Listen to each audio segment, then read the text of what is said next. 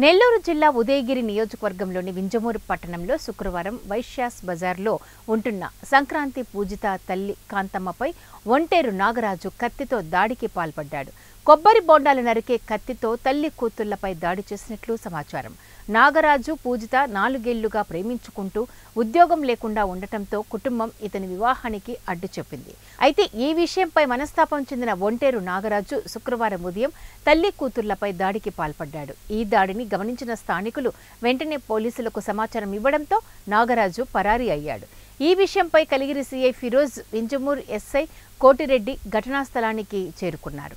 Hospital సిబ్బంది తల్లి కూతుళ్లకు ప్రాణాపాయం లేదంటూ నిందితుడిని త్వరలోనే పట్టుకోవడానికి స్పెషల్ టీమ్ని ఫామ్ చేశామని కలిగిరి సీఐ ఫిరోజ్ తెలిపారు.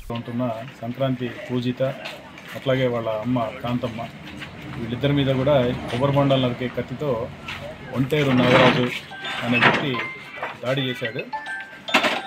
ఈ దాడికి గల కారణాలని మేము విచారిస్తే ఈ సంక్రాంతి పూజిత అనే అమ్మాయి ఏందో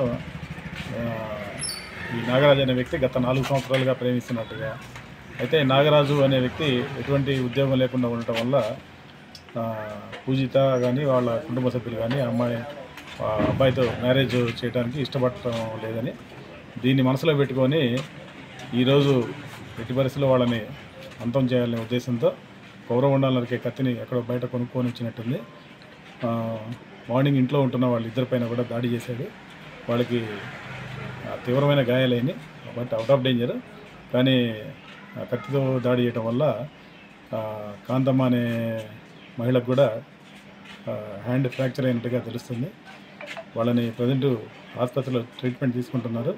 ఇన్సిడెంట్ జరిగిన వెంటనే అతను పరారయ్యాడు. మాకు ఇన్ఫర్మేషన్ వచ్చిన వెంటనే మేము కూడా బాధితుల్ని పరామర్శించి